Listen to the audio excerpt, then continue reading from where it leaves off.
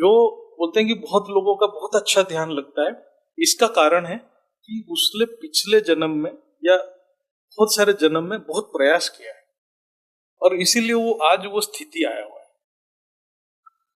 तो और उसमें ये भी बताया कि ऐसा नहीं है कि जिसने मतलब वहां पर और एक प्रश्न है कि इसका मतलब क्या हमें बार बार जन्म लेना पड़ेगा कि इतना अभ्यास करना पड़ेगा? बोले कि नहीं, बोले कि कोई आत्मा एक जन्म में भी, तो योग सूत्र में है, कोई जन्म आत्मा एक जन्म में भी वो ब्रह्माकार वृत्ति धारण करते हैं, हाँ, वो मोक्ष प्राप्ति कर सकता है। उसके लिए कुछ गुण बताया गया है कि उसका श्रद्धा बहुत पूर्ण होना चाहिए, मतलब जो इष्ट है, जो गुरु है, जिसको भी वो श्रद्धा करे, श्रद्धा परफेक्ट होना चाहिए। देवी देवता पे करने से कुछ नहीं होगा।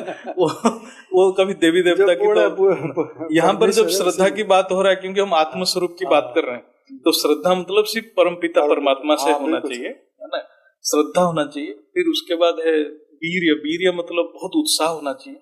ऐसा नहीं कि चलो मेरा योग नहीं लग रहा, नहीं, फेल हो रहा है फिर लगेगा, है ना। फिर उसका ईश्वर के ऊपर बहुत विश्वास होना चाहिए। और ऐसा एक दो गुण कुछ लिखा हुआ है शास्त्र में, तो उस हिसाब से वो निरंतर प्रयास करने से एक जन्म में सफिशिएंट। तो मतलब योगी के लिए एक जन्म में हो जाए, हाँ, योगी बन जाए और करे तो हो जाए। बहुत अच्छी बात है। योग में जो विघ्न आता है, अर्थात जो व्यर्थ संकल्प मन में, निराशा, बेचैनी, तो कैसे हटाए? हाँ, ये अभी हमने लगभग चर्चा कर लिया, लेकिन क्या है, योग की बाधाएं क्यों आता है और कितने प्रकार बाधा आता है, बहुत अच्छा लिखा है योग सूत्र में।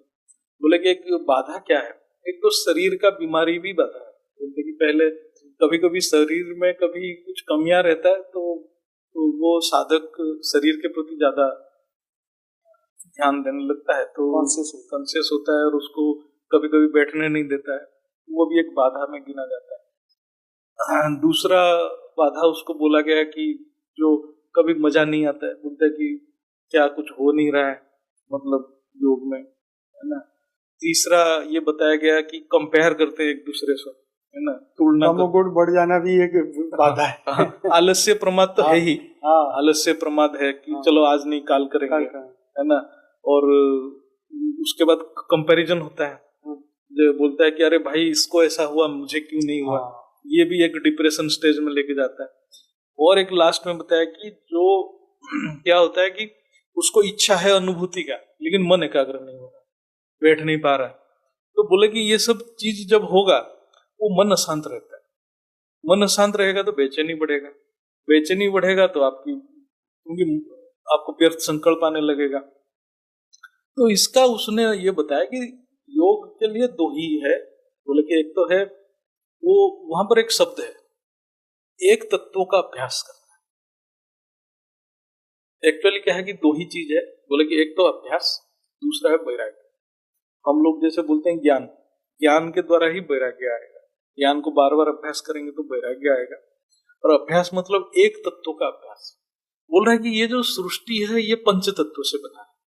ये पंच तत्वों में विभिन्न ऐसे ऐसे प्रपंच बना है, मतलब ये पंच तत्वों में जब मन आ जाता है, मन स्थिर नहीं रहता है, मन अनेक तत्वों में भ्रमण करता है।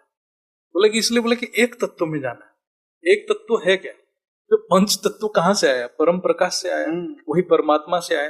वो एक तत्व में स्थिर रहना पड़ेगा, तभी जाके वो बेचैनी से निकलेगा। उसके लिए ज्ञान और अभ्यास। वो बोला कि ज्ञान और अभ्यास, और जैसे लास्ट स्टेज में बोला कि मन एकाग्र नहीं हो रहा है, तो उसका कारण जानना पड़ेगा उसको, कि मेरा मन क्यों एकाग्र नहीं हो रहा है। दूसरे के साथ कंपेयर ना करें, क्योंकि दूसरा बंदे का क्या जर्नी है हमें पता नहीं।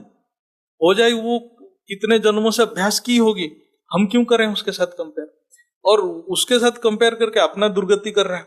उससे अच्छा कि वो अपना कारण जाने, कि हो जाए कि उसका कर्म बंधन बहुत ज्यादा है, उसकी संस्कार बहुत दृढ़ है, तो उसका भी उपाय दिया गया है कि हमने जैसे आज सुबह बोला कि क्रिया योग करना है, स्वाध्याय ज्यादा करना है, ज्यादा सुनना है ज्ञान को, ज्यादा अध्ययन करना है, ज्यादा तप करना है। तप मतलब जब द्वंद्व आता है तो अपने आप को शांत रखना है, और ज्यादा परमात्मा की चिंतन करना है। ये जो परमात्मा चिंतन जो है, ईश्वर प्रणिधान जिसको बोला कि कभी कभी हम जब निराश होते हैं परमात्मा का जब चिंतन करते हैं, योग सूत्र बताता है कि परमात्मा चिंतन करने से आत्मा में शक्ति आ जाती है।